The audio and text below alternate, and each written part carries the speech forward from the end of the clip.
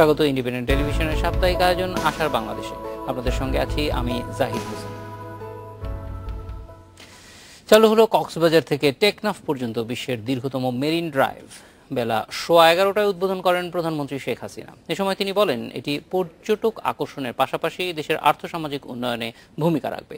এ সময় চট্টগ্রাম কক্সবাজার সড়ক 4 লেনে উন্নীত করা হবে বলেও জানান প্রধানমন্ত্রী। প্রধানমন্ত্রী শেখ হাসিনাকে নিয়ে প্রথমবারের মতো কক্সবাজার বিমানবন্দরে নামল 162 আসনের বোয়িং 737। এর মধ্য দিয়ে চালু হল বিমানবন্দরটির সম্প্রসারিত রানওয়েতে বড় আকারের উড়োজাহাজ চলাচল। বেশ কিছু উন্নয়ন প্রকল্পের উদ্বোধনের অংশ হিসেবে পরে কক্সবাজার টেকনাফ মেরিন ড্রাইভ উদ্বোধন করেন প্রধানমন্ত্রী। এরই সঙ্গে সবুজ পাহাড় আর উত্তাল সমুদ্রকে দুপাশে রেখে মাঝখানে এঁকে বেঁকে চলা 80 কিলোমিটারের দীর্ঘ সড়ক পেল ভ্রমণ পিপাসুরা। আর এই যে বিশাল সমুদ্র সীমা। পরে উদ্বোধনী অনুষ্ঠানে প্রধানমন্ত্রী বলেন, কক্সবাজার সহ পার্বত্য অঞ্চলের সৌন্দর্য বৃদ্ধির অঙ্গীকার করেছিল তার সরকার। এই প্রকল্পটি হাতে নেওয়া থেকে বাস্তবায়ন পর্যন্ত অনেক প্রাকৃতিক বিপর্যয় এসেছে, তবে তা এগিয়ে যাওয়ার পথে বাধা হতে পারেনি। এটা যেমন মানুষ সৌন্দর্য উপভোগ করবার সুযোগ পাবে, সেই সাথে সাথে এই অঞ্চলের আর্থসামাজিক উন্নয়নেরও বিরাট সুযোগ সৃষ্টি হবে এই অঞ্চলের মানুষের জন্য। চট্টগ্রাম কক্সবাজার যোগাযোগ ব্যবস্থা এতই দুর্ভাগ্যজনক অবস্থায় রয়েছে যে তা বলার মতো না। ইতিমধ্যে আমরা সিদ্ধান্ত নিয়েছি কক্সবাজার চট্টগ্রাম এই রাস্তাকে 4 লেনে উন্নীত করা হবে। প্রকল্পটি বাস্তবায়নের জন্য সড়ক মন্ত্রণালয় এবং সেনাবাহিনী সহ সংশ্লিষ্ট সকলকে ধন্যবাদ জানান প্রধানমন্ত্রী। বলেন, শুধু পর্যটন নয়, দেশের সকল খাতের উন্নয়নে কাজ করে যাচ্ছে সরকার। যেটা জাতিপিতা সবসময় বলতেন যে বাংলাদেশকে আমরা প্রাচ্যের সুইজারল্যান্ড হিসেবে প্রতিষ্ঠা করব, অর্থাৎ একদিকে শান্তিপূর্ণ দেশ হবে, অপরদিকে ভৌগোলিক অবস্থানের কারণে আন্তর্জাতিক পর্যায়ে বাংলাদেশের গুরুত্ব অপরিসীম, সেটাও আমরা প্রতিষ্ঠিত করব। সবাই সহযোগিতা দেবেন যেন আমরা আমাদের এই অঞ্চলটাকে আরো উন্নত সমৃদ্ধ করতে পারি। কক্সবাজারে শুটকি ব্যবসায়ীদের আবাসন সংকট সমাধানের আশ্বাস দেন প্রধানমন্ত্রী। ব্যবসা বিস্তারের জন্য হাট করার ঘোষণাও দেন তিনি। Mizanur Rahman, Independent News. এ বিষয়ে আলোচনার জন্য স্টুডিওতে আছেন অবকাশ পর্যটন লিমিটেডের ব্যবস্থাপনা পরিচালক শিবলুল আজম কুরেশি। কথা বলছি তার সঙ্গে। স্বাগত শিবলুল আজম। মেরিন ড্রাইভ উদ্বোধনের সঙ্গে সঙ্গে প্রধানমন্ত্রী এই পুরো এলাকায়, যেটা আমাদের বলা যায় যে কক্সবাজারকে আমরা পর্যটনের প্রধান কেন্দ্র হিসেবেই সবসময় দেখে আছি এবং সেইভাবেই গড়ে তোলাও হচ্ছে এবং পর্যটনের যথেষ্ট সম্ভাবনা গত 2 বছর ধরে সরকারি অন্য সময়ের চাইতে অনেক বেশি প্রচেষ্টাও আমরা দেখতে পাচ্ছি এবং একই সঙ্গে বাংলাদেশকে এর আশেপাশে যে দেশগুলি অনেক বেশি পর্যটনের সমৃদ্ধ, অর্থাৎ আন্তর্জাতিক পর্যটকরা বেশি আসে, এইদিকে আমরা নেপাল, ভুটান, ভারত এবং ওইদিকে মিয়ানমার এবং থাইল্যান্ড, সেগুলি একটা সংযোগেরও চেষ্টা করা হচ্ছে। সব মিলিয়ে মেরিন ড্রাইভটা আপনাদের পর্যটনে কি ধরনের ভূমিকা রাখতে পারে বা রাখবে বলে মনে করছেন? ধন্যবাদ। মেরিন ড্রাইভ বাংলাদেশের পর্যটনে ব্যাপক পরিবর্তন আনতে পারে বলে আমরা মনে করি। আমরা সবসময় গর্ব করে বলি বিশ্বের দীর্ঘতম সমুদ্র সৈকত আমাদের, কিন্তু এর বেনিফিট আমরা কিন্তু নিতে পারিনি। এই মেরিন ড্রাইভ হওয়াতে হয়তো আমরা এর বেনিফিটটা নিতে পারবো। এ পর্যন্ত কক্সবাজারে যেটা গড়ে উঠেছে কলাতলি কেন্দ্রিক পর্যটন স্থাপনাগুলো, এগুলো কিন্তু অত্যন্ত কনজাস্টেড ওয়েতে ডেভেলপ করেছে। এই মেরিন ড্রাইভটা যদি আমরা ইউজ করতে পারি তাহলে কিন্তু আপনার গ্র্যাজুয়ালি একদম টেকনাফ পার হয়ে সাপুরি দ্বীপ পর্যন্ত মেরিন ড্রাইভটা এক্সটেন্ড করে এখানে স্থাপনাগুলো স্থাপিত হতে পারে। তাতে করে আপনার আলো, বাতাস, সমুদ্র, উপকূল, এগুলো সব কিছুই আমরা অনেক সুন্দরভাবে এনজয় করতে পারবো। তাতে করে আমরা যে দাবিটা করে আসি, marine longest sea beach in the world, এটার বেনিফিটটাও আমরা আদায় করতে পারবো। এবং আমরা দেখেছি কলাতলির কথা বললেন, কলাতলিতে কিন্তু যেভাবে স্থাপনাগুলো উঠেছে সেটা বলা যায় আনুভূমিক না, উচ্চতার দিকে বেড়েছে। কিন্তু আমরা যদি এটাকে, আপনি যেটা বলছেন যে মেরিন ড্রাইভকে কেন্দ্র করে আমরা যদি এটা ছড়িয়ে দেওয়া সম্ভব হয় তাহলে নিশ্চয়ই সেটা অনেক ভালো হবে। এবং সেই ক্ষেত্রে আমাদের কাছেও মনে হয় যে সব মিলিয়ে ব্যাপারটা যদি এরকম হয় যে মেরিন ড্রাইভ সবটা মিলে একটা কেন্দ্রীয় পরিকল্পনার মধ্যে থাকে, যেন যে কোনো স্থাপনা নির্মাণ সেই কেন্দ্রীয় পরিকল্পনার মধ্যে একটা মানে সেটার সঙ্গে সামঞ্জস্যপূর্ণ হয়, সেটি নিশ্চয়ই আপনাদের জন্যও ভালো হবে। এই যে পরিকল্পনার কথাটা আপনি বললেন, এইটাকে আমি যখন সুযোগ পাই পরিকল্পনার কথাটাকে সামনে নিয়ে আসি। কারণ আমাদের দেশে যা কিছু পর্যটন ক্ষেত্রে গড়েছে অত্যন্ত অপরিকল্পিতভাবে। প্রাসঙ্গিক ক্রমে আমরা ইতিমধ্যে কলাতলির প্রসঙ্গটা এনেছি। এটা কিন্তু একটা আবাসিক এলাকা ছিল, এখানে আপনার 5 তলা 6 তলা 8 তলা 9 তলা বিল্ডিং পর্যন্ত হয়েছে, যেটা পরিকল্পনার সাথে কোনো রকম সামঞ্জস্য নেই, এবং পরিকল্পনার বাইরে এগুলো হওয়াতে এখন কিন্তু এগুলোকে উপদ্রব মনে করা হচ্ছে। যদি একটা কমপ্লিট পরিকল্পনা থাকতো তাহলে কিন্তু আজকে এই বিপত্তিটা তৈরি হতো না। এই প্রসঙ্গে একেবারে ইমিডিয়েট আরেকটা সমস্যাকে আমি যোগ করতে চাই, সেটা হলো সেন্ট মার্টিন দ্বীপে গড়ে ওঠা পর্যটনটাকে কিন্তু অপরিকল্পিতভাবে গড়ে উঠেছে, যার পরিপ্রেক্ষিতে পরিবেশ অধিদপ্তর থেকে নোটিশ দেওয়া হয়েছে সকল স্থাপনা অপসারণের জন্য, যেটা কিন্তু সামাজিক, অর্থনৈতিক এবং ওই এলাকার মানুষের 10,000 মানুষের জীবন জীবিকার সঙ্গে সরাসরিভাবে জড়িত। এই পর্যটনের বিকাশের কারণে ওখানকার মানুষের জীবনযাত্রার মান ব্যাপক বেড়েছে।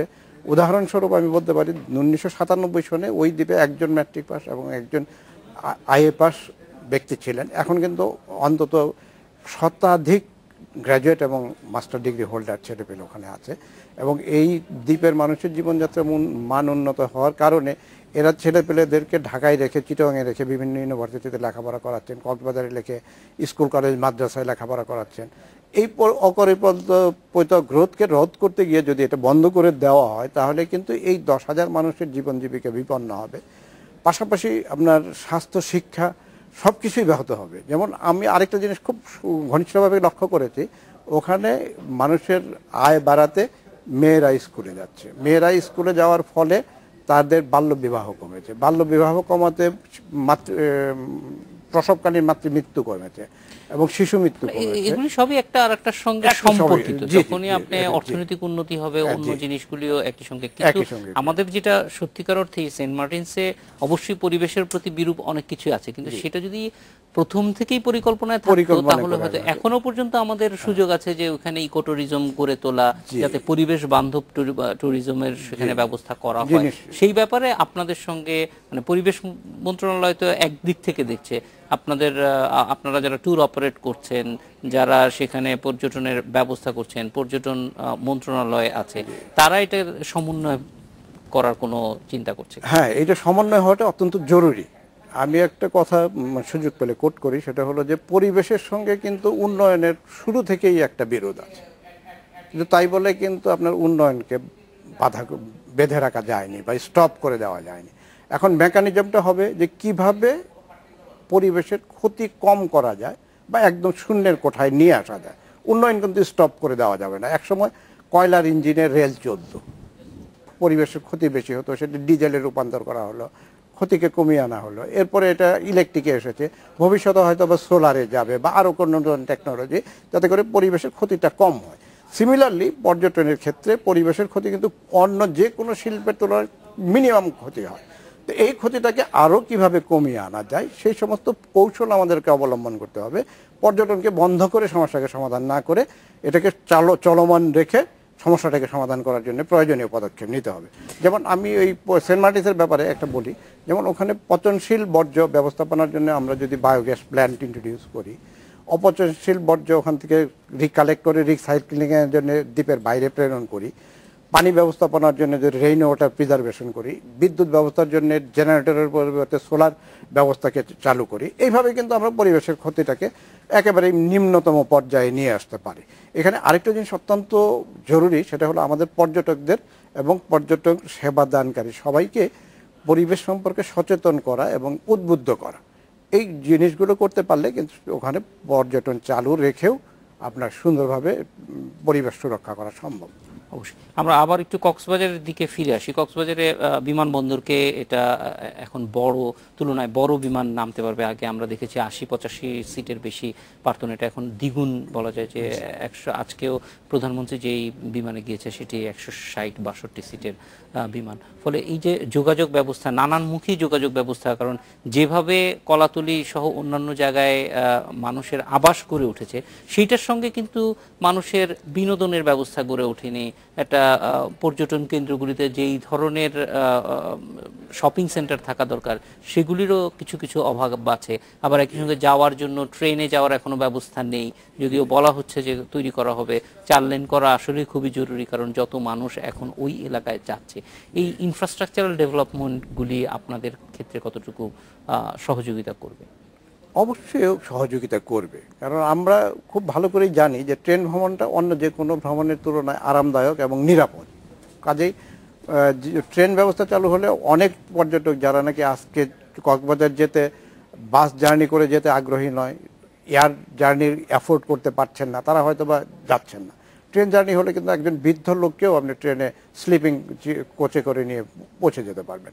এটা অনেক বেশি কন্ট্রিবিউট করবে। এবং এয়ারপোর্টের কথা যেটা বললেন, আগে কিন্তু সপ্তাহে 2 দিন মাত্র কক্সবাজারে এয়ার সার্ভিস ছিল, এখন প্রতিদিন 4-5টা করে প্লেন যায় বিভিন্ন এয়ারলাইনের।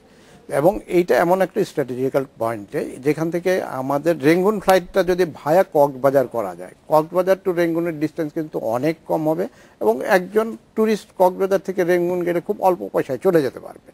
সিমিলারলি থাইল্যান্ডও অনেক কাছে হবে। থাইল্যান্ড কাছে হলে কম্বোডিয়া, লাওস, ভিয়েতনাম এই সমস্ত ট্যুরিস্ট স্পটগুলো কাছে চলে আসলো। থাইল্যান্ড কাছে আসা মানে কাজে এই কানেক্টিভিটিগুলো তো অবশ্যই ট্যুরিজমে কন্ট্রিবিউট করবে, কোনো সন্দেহ নেই। এবং ট্রাফিকের পরিমাণের বিবেচনায় কক্সবাজার চিটং রুটটা 4 লেন হওয়াটা এখন সময়ের দাবি। খুশি ভাই, আমরা একটা বিরতিতে যাব। ফিরে এসে এই বিষয়গুলি, বিশেষ করে এই অঞ্চলের যোগাযোগটা কিভাবে আমরা আরো বাড়াতে পারি, সেই ক্ষেত্রে কক্সবাজার এয়ারপোর্টের এই উন্নতি সব মিলিয়ে এবং আঞ্চলিক একটা পর্যটন সহযোগিতার কথাও আমরা অনেকদিন যাবতই শুনে আসছি, সেটা কিন্তু আর খুব বেশি আলোর মুখ দেখিনি। সেগুলি নিয়েও জানতে চাইব। একটা বিরতির পর ফিরে আসছে আশা বাংলাদেশের নিচ্ছে একটা বিরতি।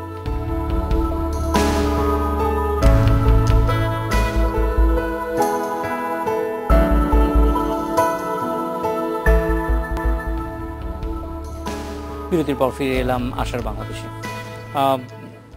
কুরেশি ভাই, যেইটি এর আগেও বলছিলেন যে এই পর্যটন ক্ষেত্রের বিকাশের জন্য পরিবেশের সঙ্গে কোনো বিরোধ নেই, কিন্তু বিরোধ যেখানে যেখানে পরিবেশের জন্য আরও বেশি কাজ করা যায় সেইখানে কিভাবে আপনারা যারা পর্যটন খাতে আছেন তারা সরকারের সঙ্গে, পরিবেশ অধিদপ্তরের সঙ্গে একটা কোঅপারেশন করতে পারেন?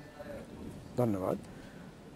পর্যটনের কিন্তু মূল এলিমেন্ট হলো আকর্ষণ। আকর্ষণের ভিতর 1 নাম্বার হলো nature, culture, heritage, then science and technology. তো নেচারকে ভিত্তি করেই কিন্তু পর্যটন গড়ে ওঠে, এটা হলো 1 নাম্বার আকর্ষণ।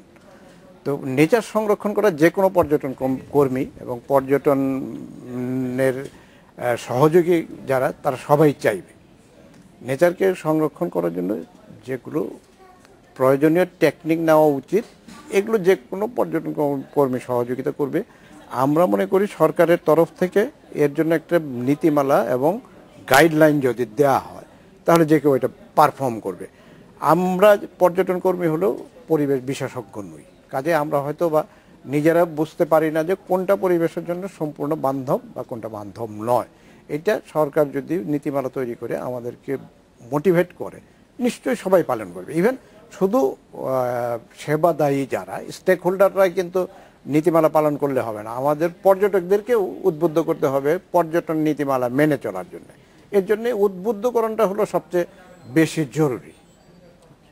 এবং সেক্ষেত্রে যেমন সেন্ট মার্টিনস একটা বড় উদাহরণ হতে পারে, যে সেন্ট মার্টিনস ইতিমধ্যেই সরকার হয়তো চিন্তা করছে যে পরিবেশের জন্য ক্ষতিকর, সেই জন্যই তারা একটা ব্যবস্থা নিয়েছে, কিন্তু কিভাবে এটাকে পরিবেশ বান্ধব একটা ট্যুরিজম কেন্দ্রে রূপান্তর করা যায় সেটা নিশ্চয়ই সরকার এবং আপনারা মিলে এই দিকে এগিয়ে যেতে পারেন। জি নিশ্চয়ই, নিশ্চয়ই। মানে স্থানীয় লোকের অভিজ্ঞতা পরিবেশের জন্য যতটুকু কন্ট্রিবিউট করতে পারবে সরকারের একজন বিশেষজ্ঞ হয়তো বা তার নাও পারতে পারে। আমি সিম্পল একটা এক্সাম্পল দিয়ে বলি, ওখানকার নৌকাগুলো কিন্তু বিশেষ একটা আদলে করা, এবং আমার জ্ঞান এবং বিশ্বাস মতে আজ পর্যন্ত কিন্তু কোনো প্যাসেঞ্জার ট্রলারে অ্যাক্সিডেন্ট হয়নি। এটা কিন্তু কোনো বৈজ্ঞানিক ওনাদেরকে শেখাননি, ওনারা নিজেরা এটা বাস্তবতা ফেস করেছেন, ফেস করে কোন আদলে গড়লে এইটা ঢেউ এবং ঘূর্ণিঝড় সহনশীল হবে সেভাবে কিন্তু গড়ে তুলেছে। ফলে ওনাদের যে যুগ যুগ কাল থেকে দাদা পরদাদা থেকে সঞ্চিত অভিজ্ঞতা, সেই অভিজ্ঞতাটা কিন্তু সরকার শেয়ার করতে পারে। শেয়ার করলে পরিবেশ বান্ধব বহু ফর্মুলা বের হয়ে আসবে। কুরেশি ভাই, আরেকটা জিনিস একটু জানতে চাইবো যে আঞ্চলিক ভাবে একটা পর্যটনের যথেষ্ট সম্ভাবনা আছে, যেহেতু আমাদের আশেপাশের অঞ্চলগুলি সবগুলি আন্তর্জাতিক পর্যটকদের একটা মানে খুবই বলা যায় জনপ্রিয় ডেস্টিনেশন। সেই ক্ষেত্রে আমরা একটু পিছিয়ে আছি, কিভাবে আমরা একটু ওদের সঙ্গেও তাল মিলিয়ে চলতে পারি, সেই ক্ষেত্রে কি ধরনের চিন্তা ভাবনা হচ্ছে? এখানে মানে আমি বলি, একটা পর্যটন সংগঠন হওয়ার জন্য 1 নম্বর প্রয়োজন হলো আপনার আকর্ষণ, 2 নম্বর সিকিউরিটি, 3 নম্বর কানেক্টিভিটি, 4 নম্বর হলো প্রচারণা। এই প্রচারণার জায়গাটাতে কিন্তু আমরা অনেক পেছনে আছি। আপনি হয়তো খেয়াল করে থাকবেন যে CNN, বিবিসিতে আফ্রিকার বিভিন্ন ছোট ছোট দেশের পর্যটন বিজ্ঞাপন আছে, কিন্তু আমাদের প্রচারণা কিন্তু সেই তুলনায় অনেক কম। যদিও আমাদের দেশে অনেক পর্যটন আকর্ষণ রয়েছে এবং যেগুলো রিয়ালি ইউনিক, যেমন সুন্দরবন, কিন্তু বিশ্বে খুঁজে সুন্দরবনের মতো অনুরূপ বন খুঁজে পাওয়া খুবই বিরল, এবং সিশোর সারা বিশ্বেই আছে, কিন্তু কক্সবাজারের মতো লম্বা সিশোর, লং সিশোর কিন্তু সব জায়গায় নেই। এই জিনিসগুলো বিশ্বের দরবারে প্রচার করে তুলে ধরতে পারলেই কিন্তু আমরা যেটুকুন পিছনে আছি সেটা কিন্তু কাভার করে ফেলবো। আর একই সঙ্গে কানেক্টিভিটির একটা ব্যাপার আছে, যে আমরা এইদিকে থাইল্যান্ড, মিয়ানমার এবং ওইদিকে কম্বোডিয়া, লাওস পর্যন্ত একটা সম্ভাবনা আছে, আবার এইদিকে আমরা দেখতে পারি যে ভুটান এবং নেপালে যথেষ্ট পর্যটন হয়, যেটার সঙ্গে আমাদের একটা কানেক্টিভিটির অনেক সম্ভাবনা আছে, সৈয়দপুর কেন্দ্রিক এবং এইদিকে কক্সবাজার কেন্দ্রিক। জি, ধন্যবাদ। আমি কিন্তু আপনার সঙ্গে একেবারেই একমত। কানেক্টিভিটিটা তো অবশ্যই একটা ইম্পর্টেন্ট, এবং কক্সবাজারকে কেন্দ্র করে যেমন আজকে যে সূচনাটা হলো, কক্সবাজার আন্তর্জাতিক বিমানবন্দরের রূপ নেওয়ার জন্য প্রয়োজনীয় অবকাঠামোর রেডিওর। এখন এইটাকে যদি আমরা ঢাকা কক্সবাজার রেঙ্গুন ফ্লাইট করি, তাহলে কিন্তু আমরা খুব কাছাকাছি চলে গেলাম, কম্বোডিয়া, লাওস, ভিয়েতনাম এগুলোর কাছাকাছি। ইভেন কক্সবাজার থেকে থাইল্যান্ড পর্যন্ত আপনার সুন্দর এয়ার কানেকশন হতে পারে। এয়ার কানেকশন হলে অন্য ট্যুরিজম স্পট যেগুলো খুব দ্রুত পপুলার হচ্ছে, কম্বোডিয়া, লাওস, ভিয়েতনাম, এগুলো এদের সঙ্গে আমরা কানেক্টেড হব। এবং একজন ট্যুরিস্ট কিন্তু যে কোনো একটা দেশ দেখেই সাধারণত তৃপ্ত হয় না, উনি আরও দেশ দেখতে চান, আরও নতুন স্পটে যেতে চান। ফলে তারা কম্বোডিয়া, লাওস, ভিয়েতনাম থেকে যদি দেখে যে না, অল্প কিছু টাকা খরচ করলেই আমি কক্সবাজার রিচ করতে পারছি, লংগেস্ট সিশোর এনজয় করার আমি সুযোগ পাচ্ছি, সে স্বাভাবিকভাবে চলে আসবে। এবং ওই সৈয়দপুর কেন্দ্রিক যে এয়ার লাইনটা আছে, এখন কিন্তু প্রতিদিন 3-4টা করে ফ্লাইট সৈয়দপুরে যায়। এইখান থেকে থিম্পু অত্যন্ত কাছে, এবং কাঠমান্ডুও খুব কাছে। এখান থেকে কানেক্টিং যদি কাঠমান্ডু করা যায়, তাহলে কিন্তু ট্যুরিস্ট কানেক্টিভিটি অনেক ডেভেলপ করে গেল, খুব সহজেই ট্যুরিস্টরা বাংলাদেশে ঢোকার জন্য আগ্রহ প্রকাশ করবে। শিবলুল আজম কুরেশি, অনেক ধন্যবাদ আমাদের সঙ্গে। ধন্যবাদ আপনাকে। আশার বাংলাদেশে নিচ্ছে আরেকটা ভিডিও।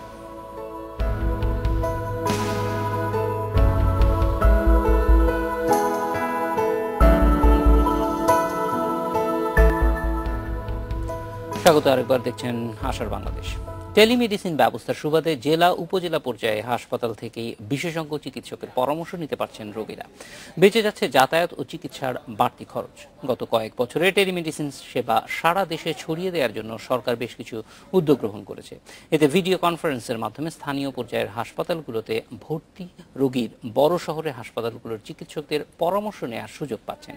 বিশেষজ্ঞরা বলছেন, দেশের চিকিৎসা ব্যবস্থা বড় ধরনের পরিবর্তন আনতে ভূমিকা রাখতে পারে টেলিমেডিসিন।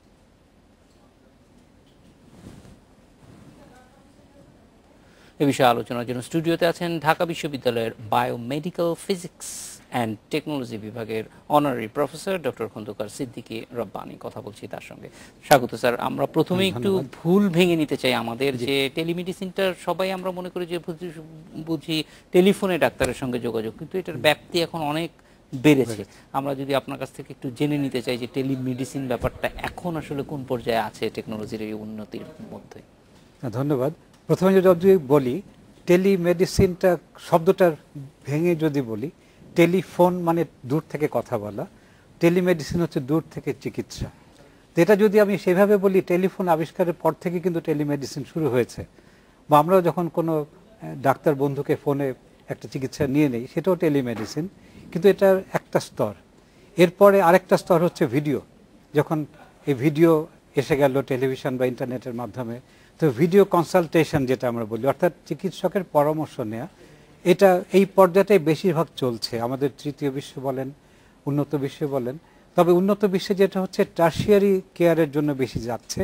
ওই বিশেষজ্ঞ ডাক্তারের কথা আপনি বললেন, মানে যেখানে বিশেষজ্ঞ ডাক্তার নেই, এমনি হাসপাতালে এমনি ডাক্তার আছে, তারা সেখানে লিঙ্ক আপ করে দেন। কিন্তু তৃতীয় বিশ্বের জন্য আরেকটা ডাইমেনশন খুলে গেছে, সেটা হচ্ছে যে পাশ্চাত্যের ডাক্তার প্রায় সবার সামনে ডাক্তার আছে, কিন্তু তৃতীয় বিশ্বের ডাক্তার কিন্তু বেশিরভাগ শহরে। আমাদের বাংলাদেশের কথাই বলেন, আমাদের গ্রামে কিন্তু বলতে গেলে একজনও ডাক্তার নেই।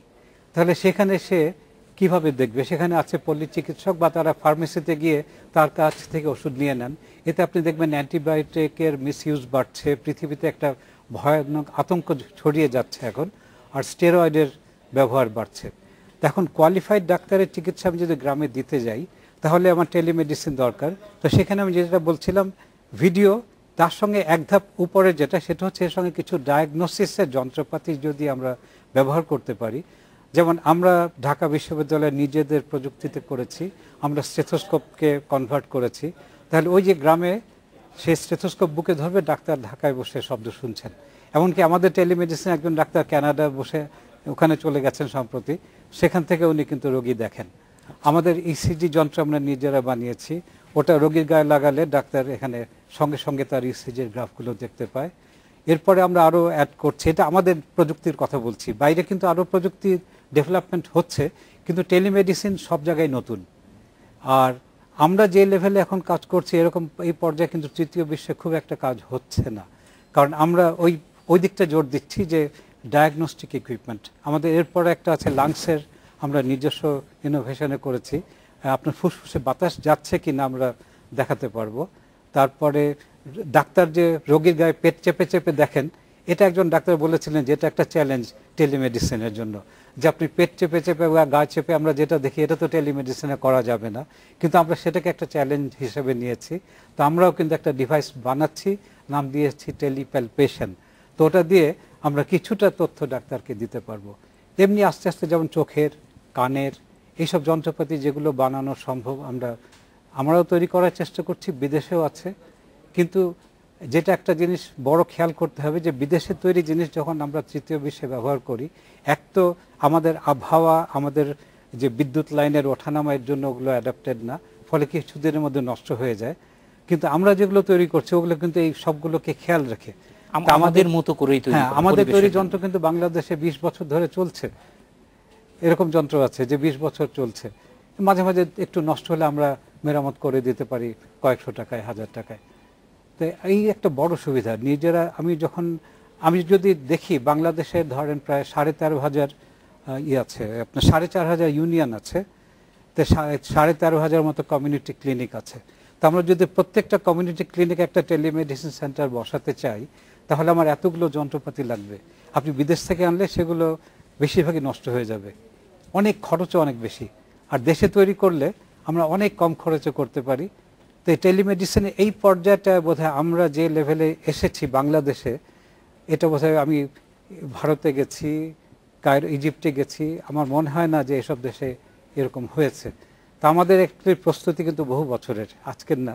আমরা সেই 1978-এ আমি পিএইচডি করে যখন দেশে ফিরি, তখন থেকে একটা উদ্দেশ্য ছিল যে আমার জীবনটা যেন কাজে লাগে, মানুষের জন্য কিছু করতে পারি। আর পাশ্চাত্যে যখন আমি পিএইচডি করেছি ইংল্যান্ডে, তখন একটা জিনিস আমার চোখে লাগলো, যে ওদের দেশে মানুষের জীবনের মান ভালো কেন? এর কারণ ওরা প্রযুক্তি ব্যবহার করছে বেশি। আর আমাদের দেশে মানুষ কেন আমাদের জীবন মান নিচে? কারণ আমরা প্রযুক্তি ব্যবহার করছি না। আর শহরে যেটুকু করছি বিদেশি প্রযুক্তির, যেগুলো গ্রামের মানুষ পাচ্ছে না। তো আমাদের গ্রামের মানুষকে সামনে রেখে যদি প্রযুক্তি উন্নয়ন করতে হয়, এটা আমরা ছাড়া কেউ পারবে না। কারণ বিদেশের একজন ধরেন আমেরিকার বা ইউরোপের মানুষ, সে তো আমার দেশের সঙ্গে পরিচিত না। তো সে তো আমাদের দেশের গ্রামে কি ধরনের প্রযুক্তি দরকার সে বুঝবে না। যেমন টেলিমেডিসিন নিয়েও ইদানিং আমেরিকার আপনি জানবেন জন হপকিন্স ইউনিভার্সিটি আছে, তো ওদের ছেলেমেয়েরা টিচাররা এসেছিলেন, তা আমাদেরটা দেখে তারা খুবই অবাক হয়েছেন এবং খুবই মানে আমাদের সঙ্গে ইন্টারাকশন হয়েছে। তো দেখলাম যে তারা কিছু পরিকল্পনা নিয়েছে, ভারতে কিছু চেষ্টা করছে, কিন্তু আমার কাছে মনে হচ্ছে ওদের ওগুলো কিছুটা অবাস্তবের, মানে কিছু কিছু জিনিস আছে যেগুলো বাস্তবে একটু কঠিন হবে। whereas আমাদের জিনিসগুলো আমরা সামনাসামনি দিচ্ছি, আবার আমরা সঙ্গে সঙ্গে সেটাকে প্রযুক্তি যেহেতু আমাদের, তা আমরা যদি কোনো ভুল হয় বা কোনো পরিবর্তন সঙ্গে সঙ্গে করতে পারছি, এটা একটা বড় সুবিধা।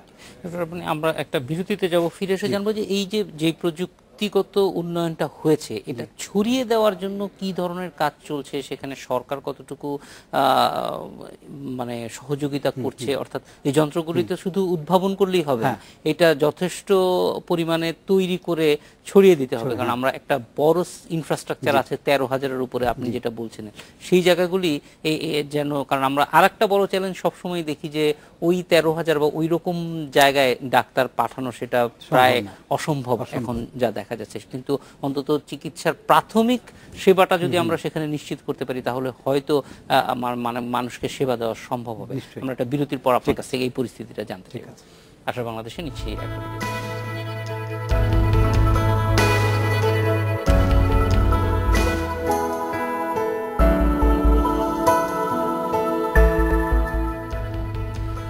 স্বাগত আরেকবার আশার বাংলাদেশে। আমরা টেলিমেডিসিন নিয়ে কথা বলছিলাম ডক্টর সিদ্দিকুর রব্বানীর সঙ্গে। ডক্টর রব্বানী, যে উদ্ভাবনগুলি আপনারা করেছেন বিভিন্ন সময়ে, সেই উদ্ভাবনগুলি মানুষের কাছে পৌঁছে দেওয়ার ক্ষেত্রে সরকার বা যারা বাণিজ্যিকভাবে কাজ করছে তারা এগিয়ে আসছেন কিনা আপনাদের কাছে? আচ্ছা, আমরা যেটা বলবো খুবই আশার ব্যাপার যে আসলে দেশের মানুষ কিন্তু চায় যে দেশে কিছু হোক, তো যখন তারা দেখে যে সত্যি সত্যি কেউ কিছু করছে, অনেকে কিন্তু সাহায্য নিয়ে এগিয়ে আসে। যেমন আমরা যখন টেলিমেডিসিন প্রথম শুরু করলাম 2011-র দিকে আইডিয়াটা আসলো, আমি আমাদের সরকারের স্বাস্থ্য মন্ত্রণালয়ের একটা অনুষ্ঠানে আমার দাওয়াত ছিল, সেখানে জানলাম যে আমাদের সরকার 422টা যে আমাদের 20টা উপজেলা হেলথ কমপ্লেক্স আছে সব জায়গায় ইন্টারনেট দিয়েছেন উইথ ভিডিও ক্যাপাবিলিটি, যাতে টেলিমেডিসিনও করা যাবে, অন্যান্য জিনিসও করা যাবে। তখন মন্ত্রী ছিলেন যিনি, তাকে আমি চিনতাম অনেক দিন ধরে, আমাদের গবেষণার সঙ্গে জড়িত ছিলেন, রুহুল হক সাহেব। তো তাকে আমি বললাম যে আমরা তো যন্ত্রপাতি তৈরি করি, এগুলো টেলিমেডিসিনে যুক্ত করলে আরও ভালো হবে। তো তারা বললেন যে আপনি তৈরি করেন। তখন স্বাস্থ্য মন্ত্রণালয়ের কাছ থেকে পরামর্শ নিয়ে আমরা 4টা যন্ত্র তৈরি করি, একটা স্টেথোস্কোপ, ইসিজি, মাইক্রোস্কোপ আর এক্স রে ভিউ বক্স করে তাদের দেওয়া হয়েছে। তবে তারা এগুলো নিয়ে খুব একটা এগোননি, কিন্তু আমরা A2I যে প্রাইম মিনিস্টারের অ্যাক্সেস টু ইনফরমেশন যেটা আছে, এটা বিরাটভাবে আমাদেরকে হেল্প করেছে। 2015-তে আমাদের এই যন্ত্রগুলোকে ফিল্ড ট্রায়াল করার জন্য, এবং এর সঙ্গে আমরা সফটওয়্যার ডেভেলপ করেছি, শুধু হার্ডওয়্যার না, আমরা কিন্তু টেলিমেডিসিনের জন্য পেশেন্ট রেজিস্ট্রেশন করা, তারপরে ডাক্তারের সঙ্গে কথা বলার পরে প্রেসক্রিপশন করা, সবই কিন্তু আমাদের ওই সার্ভারে জমা থাকে, আকাশে যে আজকাল যেটা বলে ক্লাউড সার্ভার। তো ক্লাউড সার্ভার সব জমা থাকে এবং সমস্ত একবার রেকর্ড হয়ে গেলে এটা ভবিষ্যতের জন্য সবসময় থাকবে। তো এই সবগুলোর কিন্তু আমরা ব্যবস্থা করেছি, আবার মনিটরিংয়ের ব্যবস্থা করেছি, যে আজকে কজন ডাক্তার কজন পেশেন্ট দেখলেন, কে কাকে কি প্রেসক্রিপশন পাঠালেন, পুরোটাই দেখছি। তো A2I সহায়তা আমরা যেটা 2015-তে প্রথমে আমরা নিজেরাই একটা ছোট এনজিওর সঙ্গে শুরু করেছিলাম 2013-তে, তখন আমাদের 5টা সেন্টার ছিল। তারপরে এই 2015 থেকে শুরু করে এই এখন পর্যন্ত এখন আমাদের 22টা সেন্টার আছে। তো A2I আমাদেরকে প্রচুর সহযোগিতা করছে, প্রথম দিকে ফান্ডিং দিয়েছে, লজিস্টিক সাপোর্ট, বিভিন্ন জায়গায় যদি সরকারি, অনেক সময় দেখা যায় সরকারি যদি কোনো অফিস থাকে তাদেরকে চিঠিপত্র দেওয়া, সেই ব্যাপারে A2I একদম আমাদেরকে সর্বতভাবে সাহায্য করছে। আর আমাদেরকে স্বাস্থ্য অধিদপ্তর থেকে অনুমতি দেওয়া হয়েছে, তো এই সাহায্যগুলো আমরা পেয়েছি। পাশাপাশি কয়েকটা এই ব্যক্তিগত প্রতিষ্ঠান থেকে, কর্পোরেট বডি থেকে আমরা কিছু ছোটো ফাইন্যান্সিয়াল হেল্প পেয়েছি। প্রথম দিকে যেমন ফার্ম ফ্রেশ ব্র্যান্ড থেকে পেয়েছি, পরে আপনাদের বেক্সিমকো গ্রুপ, আমাদের বেক্সিমকো ফার্মা গত বছর থেকে আমাদেরকে কিছু ফান্ডস দিচ্ছেন, তো এগুলো আমাদেরকে হেল্প করছে। পাশাপাশি আমরা কিন্তু অস্ট্রেলিয়া বেসড একটা আছে ইনফরমেশন সোসাইটি ইনোভেশন ফান্ড, তাদের থেকে একটা বড় অ্যামাউন্ট পেয়েছি। আর সুইডেন থেকে আমাদের বিশ্ববিদ্যালয়ে একটা ফান্ড রেগুলার 2011 থেকে দিচ্ছে, উপসালা ইউনিভার্সিটি, এটা আমাদের প্রচুর কাজে লাগছে। এইভাবে করে এগোচ্ছে। যারা সেবা গ্রহণ করছে তাদের উপলব্ধি কি, তারা এই সেবাটা সম্পর্কে কি বলছে, এই ব্যাপারে আপনারা তথ্য সংগ্রহ করছেন কিনা? আচ্ছা, আমরা যদি একটু আগে নাম্বারটা বলি, আমাদের গত 16 মাসে আমাদের মোটামুটি স্ট্যাটিস্টিক্স হয়েছে, এই পর্যন্ত 5000-এর উপরে পেশেন্ট আমাদের সেবা নিয়েছেন। এবং এরা কিন্তু প্রথম দিকে অল্প আমরা হয়তো 20-30 টাকা করে নিতাম, পরে আমরা কিন্তু 150 টাকা করে নিচ্ছি। আচ্ছা, আবার মাঝে মাঝে আমরা হয়তো পুয়ার ফান্ডের ব্যবস্থা করেছি, যারা গরিব, তো এরা কিন্তু অনেকেই 2-3 বার আসছেন, আমাদের ডাক্তারদের কাছ থেকে পাচ্ছি এবং আমরা তথ্য পাচ্ছি যে তারা আসছেন। তার মানে যারা সেবাটা নিচ্ছেন তারা কিন্তু খুশি মোটামুটি। তবে প্রতিবন্ধকতাও আছে, কারণ প্রথম হচ্ছে আমি মেন্টালি রেডি না, যে একজন ডাক্তার আমার সামনে নেই, আমি সেই সেবা নেব, এটার জন্য একটা মানুষ প্রথমে একটু অপরিচিত একটা ভয় তো থাকে। আর দ্বিতীয় হচ্ছে যে ওই পল্লী চিকিৎসক আছেন বা ফার্মেসি গিয়ে ওষুধ পাওয়া যায়, অতএব খামাখা এখানে কেন আসবে, এরকম একটা ভাবও আছে। তো এটা কাটতে সময় নেবে, তবে তার মধ্যেও মানুষ আসছে এবং এটার মাধ্যমে কিন্তু আমরা ছড়াতে পারছি। এবং আমরা ইদানিং বললাম যে 22টা সেন্টার এখন আছে গ্রামে, 22টা ইউনিয়নে।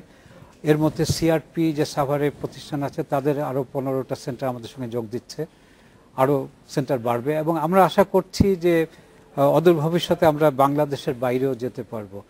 আমরা আফ্রিকা থেকে একজনকে ডেকেছি, অ্যাকচুয়ালি অলরেডি সুইডেনের ফান্ডে আমি একজনকে ইনভাইট করেছি, সে অক্টোবরে আসবে, 3 মাস থেকে আমাদের এগুলো শিখবে, শিখে তার দেশে গিয়ে সে আবার চালু করুক, এটাই আমরা চাই। তো আপনি জেনে খুশি হবেন যে আমরা একটা অ্যাওয়ার্ডও পেয়েছি, এই জন্য ব্র্যাক মন্থন অ্যাওয়ার্ড, ন্যাশনাল অ্যাওয়ার্ড। আর ইন্ডিয়াতে মন্থন সাউথ এশিয়াতে আমরা ফাইনালিস্ট হয়েছি আমাদের প্রোগ্রামের জন্য। এই যে যারা চিকিৎসক এই ক্ষেত্রে কাজ করছেন, তাদের কি আলাদা কোনো প্রশিক্ষণের প্রয়োজন হয়, বা এই কাজগুলি যখন তারা করেন? তাদেরকে খুব সামান্য প্রশিক্ষণ দেই, আধা ঘন্টা, জাস্ট কিভাবে ব্যবহার করতে হয়। অর্থাৎ বেশিরভাগ চিকিৎসক যাদের আমরা নিয়োগ দিচ্ছি তারা নিজেরা কম্পিউটার ব্যবহার করতে জানেন। আমাদের প্রশিক্ষণ দিতে হচ্ছে তাদেরকে, যারা অপারেটর, ওই যে গ্রামের যিনি অপারেটর, তাদেরকে আমরা প্রশিক্ষণ দিচ্ছি। তাদেরকে 3 দিন রেখে আমরা কিভাবে আমাদের সফটওয়্যারগুলো ইউজ করতে হয়, কিন্তু আমরা আগেই বলে নিই যে তোমাকে কিন্তু কম্পিউটার জানতে হবে। আচ্ছা, আরেকটা জিনিস বলতে ভুলে গেছি, ওই যে অস্ট্রেলিয়ান যে ফান্ড থেকে আমরা যেটা ডেভেলপ করেছি সেটা হচ্ছে মোবাইল ফোন ভিত্তিক। আগে ছিল আমাদের কেন্দ্র ভিত্তিক, অর্থাৎ একজন পেশেন্টকে কেন্দ্রে আসতে হতো, এখন আমরা মোবাইল ফোন ভিত্তিক করেছি। আমরা একটা প্রোগ্রাম নাম দিয়েছি টেলি আপা। আমরা কয়েকটা সেন্টারে, রিসেন্টলি এডওয়ার্ড কেনেডি সেন্টার আছে ঢাকা, তাদের ফান্ডে আমরা 4টা সেন্টারে টেলি আপা নিয়োগ করেছি। তারা এখন বাড়িতে গিয়ে মানুষের বাড়ির থেকেই কিন্তু সেবা দিতে পারছে। আর এখানে একটা মজার তথ্য, যেটা আমরা আগেও আশা করছিলাম, যে আমাদের কেন্দ্র ভিত্তিক টেলিমেডিসিনের 50% উপরে ছিল মহিলা, আর 75% যদি বলি মহিলা, 12 বছরের নিচে শিশু এবং 60 বছরের উপরে বৃদ্ধ, এটা কভার করছে প্রায় 75%। এরা অনেকেই হয়তো আমাদের টেলিমেডিসিন যদি না থাকতো হয়তো তারা সেবা নিতই না, দেখা যেত তার রোগটা আরো জটিল হয়ে গেছে, অনেক খারাপ অবস্থা হতো, হাসপাতালে যেতে হতো।